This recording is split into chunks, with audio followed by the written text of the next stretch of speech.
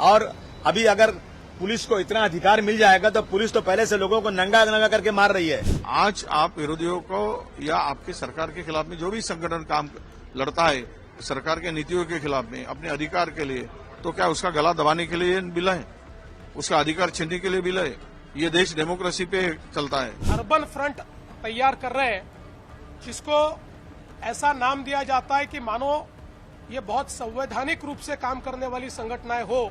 मुंबई समेत महाराष्ट्र में राज ठाकरे की पार्टी की तरफ से चल रहे हिंदी बनाम मराठी के मुद्दे के बीच महाराष्ट्र की देवेंद्र फडणवीस सरकार ने महाराष्ट्र जन सुरक्षा विधेयक पास कर दिया है, जिसमें राज्य के कट्टर विचारधारा और माओवादी प्रभाव से निपटने की आवश्यकताओं पर जोर दिया गया है। इस कानून के तहत पुलिस किसी भी नागरिक को शक के आधार पर गिरफ्तार कर सकती है और उसकी जमानत होना भी मुश्किल हो जाएगी, जिसके बाद विपक्षी दलों का कहना है कि इस कानून का इस्तेमाल विपक्ष के खिलाफ सरकार कर सकती है। महाराष्ट्र में विपक्ष में Congress, Shiv Sena, UBT, NCP, SP, Samajwadi Party और राज ठाकरे की महाराष्ट्र नवनिर्माण सेना भी आती है। चलिए आपको बताते हैं कि क्या है महाराष्ट्र सरकार का ये कानून और विपक्ष का इस पर क्या कहना है। नमस्कार, आप देख रहे हैं लोकमत हिंदी। मेरा नाम है सोम कनौजिया। जन सुरक्षा कानून एक नॉन बेलेबल और एक प्रिवेंटिव कानून है। इस कानून के तहत यदि सरकार को लगता है कि कोई व्यक्ति सार्वजनिक व्यवस्था या राष्ट्रीय सुरक्षा के लिए खतरा है तो उस व्यक्ति को बिना किसी आरोप के तुरंत हिरासत में लिया जा सकता है।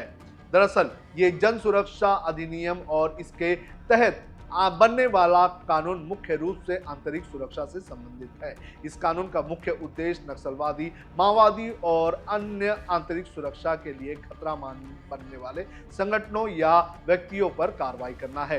देश के कुछ नक्सल प्रभावित राज्यों में पहले से ही ऐसा कानून विशेष रूप से बनाया गया है, लेकिन महाराष्ट्र में ऐसे कानून की गैर मौजूदगी के कारण पुलिस और सुरक्षा एजेंसियों को केंद्र सरकार के कानून जैसे यूएपीए का सहारा लेना पड़ता है। इस केंद्रीय कानून के तहत कार्रवाई करते समय कई बार प्रशासनिक दिक्कतें और पूर्व अनुमति की बाधाएं आती हैं।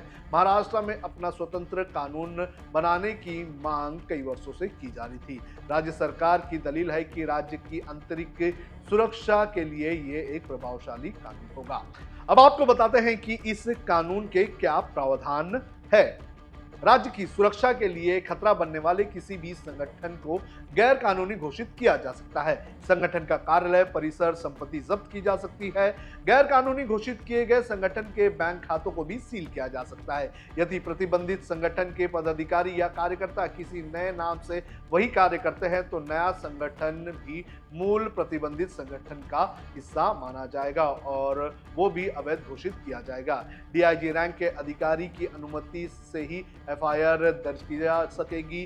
जांच केवल पुलिस उप निरीक्षक या उससे उच्च पदस्थ अधिकारी के द्वारा की जाएगी। अतिरिक्त पुलिस महानिदेशक स्तर के अधिकारी की अनुमति से ही आरोप पत्र दाखिल किया जा सकता है। इससे कानून के दुरुपयोग की आशंका को रोका जा सकता है। जन सुरक्षा विधेयक की क्या जरूरत पड़ गई ये भी आपको बता देते हैं। फडणवीस ने भी ये स्पष्ट किया है कि ये विधेयक यूएपीए गैर कानूनी गतिविधियां रोकथाम अधिनियम की सीमाओं को पूरा करता है, क्योंकि यूएपीए केवल सक्रिय आतंकी गतिविधियों तक सीमित है, जबकि ये नया कानून कट्टर वामपंथी विचारधाराओं और हिंसा व गैर कानूनी गतिविधियों को बढ़ावा देने वाले संगठनों के खिलाफ व्यापक कानूनी ढांचा प्रदान करेगा।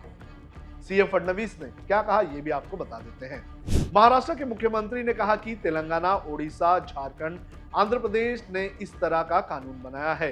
देश में सबसे ज्यादा एक्सट्रीम लेफ्ट विचारधारा के संगठन महाराष्ट्र में है। कुल 64 संगठन महाराष्ट्र में एक्टिव है। अर्बन नक्सलियों के लिए महाराष्ट्र सेफ हेवन बन गया है। मुंबई, नासिक, पुणे, नागपुर, अमरावती, बीड़, कोंकण में इसका फैलाव करना चाहते हैं।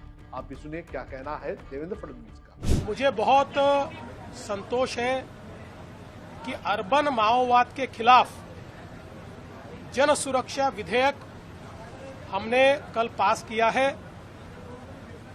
जिस प्रकार से अब जंगल में और ग्रामीण विभाग में बंदूक लेकर लड़ने वाले माओवादियों की संख्या धीरे धीरे अब कम हो रही है, उसको हम समाप्ति की ओर ले जा रहे हैं।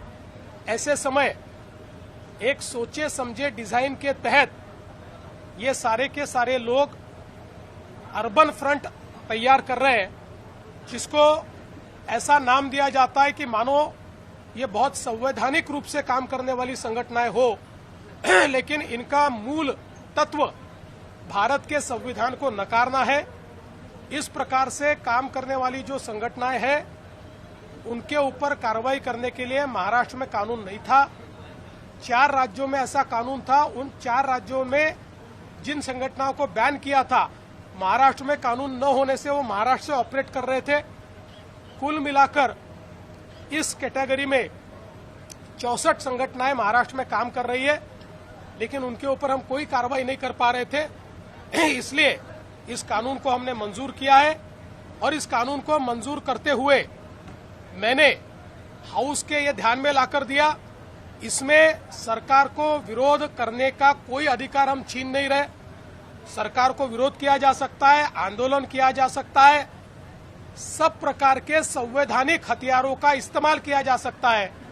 इसलिए ये केवल अर्बन माओइस्ट और माओवादी फ्रंटल ऑर्गेनाइजेशंस को काबू में रखने के लिए तैयार किया हुआ कानून है। इस कानून के पास होने के बाद क्या कहा गया है महाराष्ट्र के नेताओं की तरफ से, ये भी आपको सुना देते हैं। डेमोक्रेसी में ऐसा बिल बिल्कुल बर्दाश्त नहीं किया जाएगा। लोकशाही, यहाँ लोगों को बोलने का अधिकार है। नक्सलवाद खत्म करने के लिए नक्सलियों के नाम पर यह बिल लाया जा रहा है, लेकिन ये आवाज कुचलने वाला बिल है। डॉक्टर राम मनोहर लोहिया ने कहा था कि जब सड़क वीरान हो जाएगी तो सांसद आवारा हो जाएगी। सड़क वीरान है, कोई सड़क पर उतर नहीं रहा है, और हम गांधी जी ने यही रास्ता हमको दिखाया है। और अभी अगर पुलिस को इतना अधिकार मिल जाएगा तो पुलिस तो पहले से लोगों को नंगा नंगा करके मार रही है।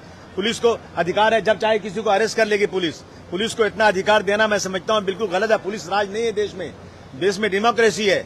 और ये जो है विरोधियों को, विरोधी पक्ष को अगर उन्होंने सरकार के ऊपर टीका टिक्की किया और कुछ उनको पसंद नहीं आया तो ये कानून लागू होगा। मैं समझता हूं देश में पहले से लॉ है, मकोका है और जो है एमपीडीए है, ऐसे लॉ हैं जो लोगों को उम्र कैद और फांसी की सजा भी दे सकते हैं। तो ये बिल ला करके मैं समझता हूं लोगों की आवाज को कुचलना है।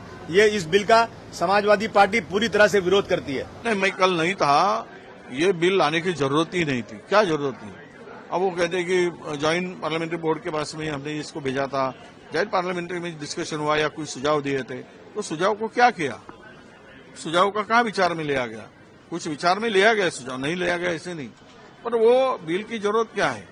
आज आप विरोधियों को या आपके सरकार के खिलाफ में जो भी संगठन काम लड़ता है सरकार के नीतियों के खिलाफ में अपने अधिकार के लिए, तो क्या उसका गला दबाने के लिए बिल है?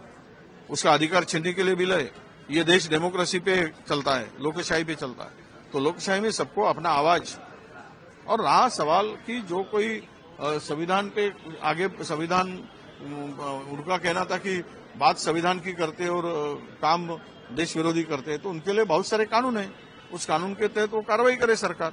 पर इस तरह से बिल लाकर किसी के ऊपर एक प्रेशर डालकर कि ताकि सरकार के खिलाफ में कोई आवाज ही नहीं उठा पाए, तो ये गलत है और हमने इसका विरोध किया है, हम विरोध करते रहेंगे। इस खबर की शुरुआत में मैंने राज ठाकरे की पार्टी का जिक्र किया था और हिंदी मराठी के विवाद का जिक्र किया था। आपको लगता होगा कि मैंने इस खबर में इसे क्यों लिया। दरअसल इस खबर को इस कानून से मैं इसलिए जोड़ रहा हूं क्योंकि मकोका एक्ट जब महाराष्ट्र में लाई गई थी तो ये किसी ने भी नहीं सोचा था कि जो मुंबई में चेन स्नैचर्स है उनके ऊपर भी मकोका लगाया जा सकता है।